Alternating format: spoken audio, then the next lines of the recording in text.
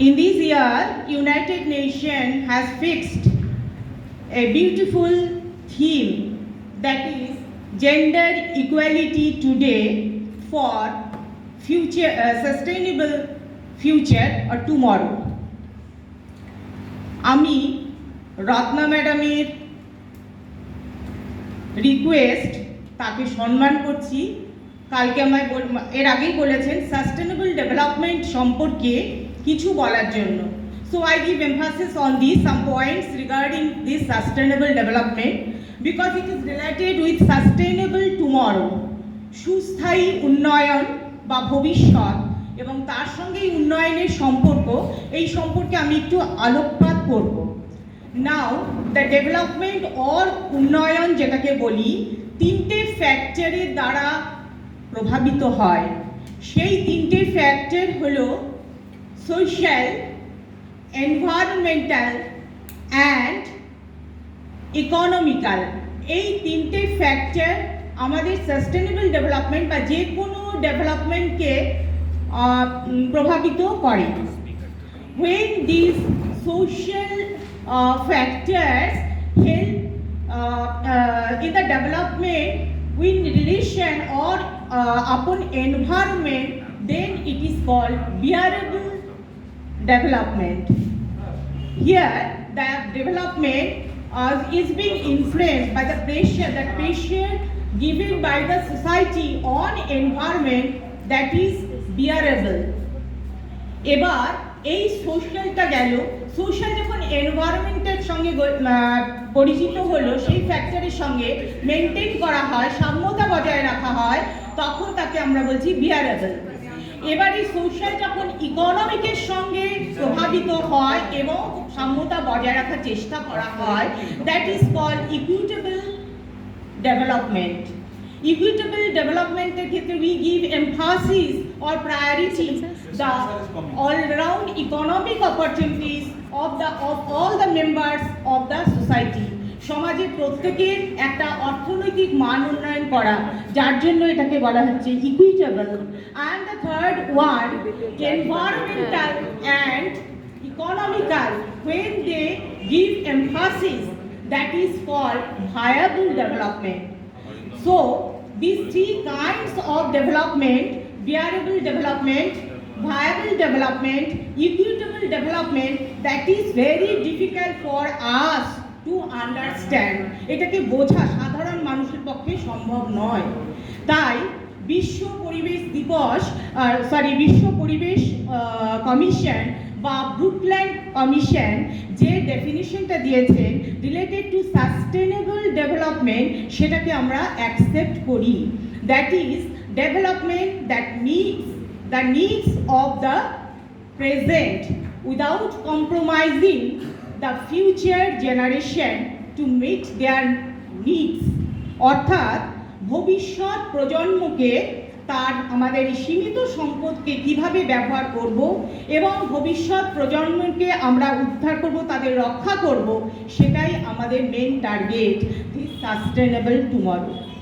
So why this sustainable development on this day and why we give emphasis on this Women Empowerment Day? আমরা আজকে কেন এটাকে গুরুত্ব দিচ্ছি সেই সম্পর্কে আমাদের বক্তারা বলে গেছেন। পরবর্তীতে আরও তোমাদের আছে বক্তব্য শুনবে।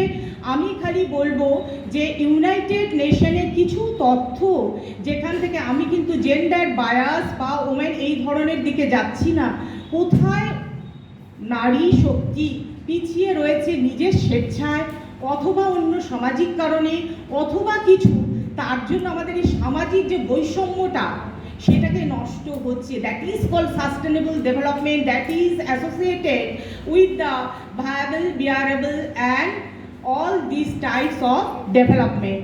সেক্ষেত্রে যদি আমরা দেখা যাচ্ছে যে কিছু তথ্য যেখানে ওমেনদের বা নারীদের একটু এগিয়ে নিয়ে আসলে সামাজিক সেই ব্যালেন্সটা কিন্তু আপনা থেকেই মিটবে। সেটা কি? সেক্ষেত্রে আমি দু চারটে পয়েন্ট বলবো। Women as the poorest and the most sufferer. শিশুর জন্ম দেওয়া, শিশুকে লালন পালন করা, এ শক্তি তো আর কেউ নেই নারী ছাড়া। ফলে সেক্ষেত্রে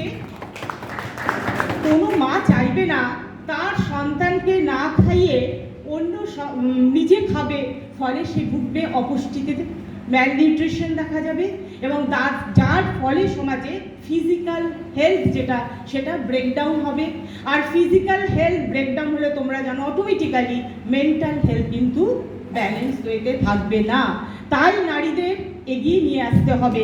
তারা স্বেচ্ছায় যেগুলো বিসর্জন দিচ্ছে, নিজেরা আত্মত্যাগ করছে, সেই জায়গাটাকে এগিয়ে নিয়ে আসতে হবে। সেকেন্ড যে পয়েন্টটা বলবো, women as user and management of the environment. যেখানে আমরা দেখেছি ডোমেস্টিক অ্যাক্টিভিটি, দ্য 3F যেটাকে বলা হচ্ছে ফুড, ফোডার, ফুয়েল অ্যান্ড ওয়াটার, এই 3F অ্যান্ড ওয়াটার, এগুলোর আহরণের জন্য সবচেয়ে বেশি ব্যয় করেন কিন্তু নারীরা। এবং তারা আমাদের খাদ্য প্রসেসিংয়ের যে শক্তি, সেটা সবচেয়ে বেশি নারী এবং শিশু শ্রমিক। অথচ যদি দেখো, আমি ইউনাইটেড নেশনের তথ্য অনুযায়ী বলছি, পরিসংখ্যানে যদি দেখা যায় তাদের জমির অধিকার কতটুকু, বিলো 10%। তাদের নিজস্ব জমি বলে কিছু থাকে না। এরপরে আমি যদি আসি ক্লাইমেটিক চেঞ্জ, পরিবর্তন হচ্ছে, এই যে খরা বলো, ফ্লাড বলো, যে কোনো ক্ষেত্রে সবচেয়ে বেশি ক্ষতিগ্রস্ত কারা হয়, মহিলারা। কারণ সংসারটা তো মহিলাদের, পুরুষদের তারা কিন্তু, আমি কোনো রকম তাদের অসম্মান করছি না, কিন্তু এটা আমাদের, তারা বাইরে কাজ করেন, আর্ন করছেন, কিন্তু মহিলারা সংসারটার ফলে দেখা যাচ্ছে সবচেয়ে বেশি ক্ষতিগ্রস্ত। এই জায়গাটায় ওদের উঠিয়ে নিয়ে আসতে হবে তাদের, তাহলে আমাদের সুস্থায়ী উন্নয়ন সম্ভব। এরপরে আমি বলবো ওমেন অ্যাজ কনজারভার। সবার অভিজ্ঞতা আছে, আমাদের ছোটবেলার অভিজ্ঞতা আছে, বাড়িতে কোনো কিছু যখন চা করতে গিয়ে চিনি ফুরিয়ে যায়, মা চিনি শেষ, কি তেল শেষ, কিন্তু একটা ভান্ডারা মায়েরা বের করে দেন, স্টক রাখেন, সেটা কিন্তু নারীরাই রাখেন। অনেকেই হেসে বলে যে কোথাও যদি আমরা পয়সার অভাব হয়ে যায়, মেয়েদের শাড়ি নাড়াচাড়া করলে 2-4 পয়সা পাওয়া যাবে। এটা কি, এই ভান্ডারা বা সংরক্ষণ বা সঞ্চয়, সেটা মহিলারাই করেন। এর সঙ্গে আমি একটু সংযোজন করব, আমাদের দার্জিলিংয়ের অনেকে আছে, আমরাও বেরোতে যাই মাঝে মধ্যেই, যে কঠোরভাবে পরিশ্রম করে তারা জল, যেটা ডিপ্লেশন অফ ওয়াটার লেভেল, জলটাকে আনয়ন করে, সেটা বহু tiring work and time consuming work. সেই কাজে কিন্তু তারা থেকে, সেটার জন্য তাদের কিন্তু আমরা কোনো পেমেন্ট দিই না বা সেটা পরিমাপ করি না। সেই জায়গাগুলোকে উঠিয়ে আনতে হবে, তবে উন্নয়ন সম্ভব। লাস্ট আমি পয়েন্ট যেটা বলছি, women as the leader and follower of environmental ethics. Sir এর আগে একটু কোট করেছেন, আমি আবার সেটাকে রিপিট করছি, যেখানে বলা হয়েছে if you educate a man, you can educate an individual, and if you educate a girl, you educate the entire society.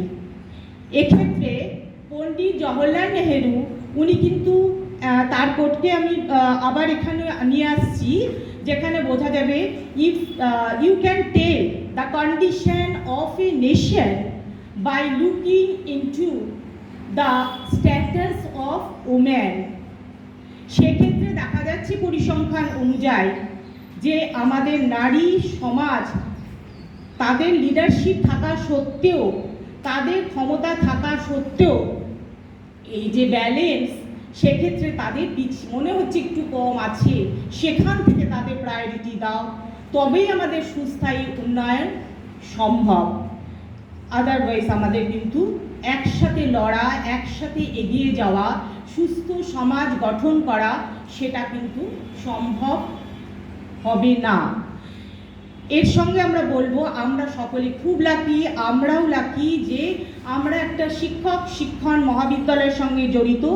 এখানে ডিফারেন্ট অ্যাক্টিভিটিস রয়েছে, সেই অ্যাক্টিভিটিসের মাধ্যমে আমরা আগের বছরও করেছি, কন্যা ভ্রূণ হত্যা নির্ধারণের জন্য আমরা সচেতনতা তৈরি শিবির যেটা করেছিলাম, বা বাল্য বিবাহ, বা স্কুলের বাচ্চাদের, বিশেষ করে যারা গার্ল স্টুডেন্ট, তাদের ড্রপ আউট, তাদের নানা রকম অন্যায় অত্যাচারের প্রতিরোধ করে তাদের বিরুদ্ধে আমাদের এগিয়ে আসা, সমাজে সবাই আমাদের পাশে থাকা, একসাথে এগিয়ে যাওয়া, তবেই আমাদের আজকের এই অনুষ্ঠান বা আজকের এই নারী দিবস পালনের গুরুত্ব থাকবে, এই আশা রেখে সবাইকে ধন্যবাদ জানিয়ে আমার বক্তব্য।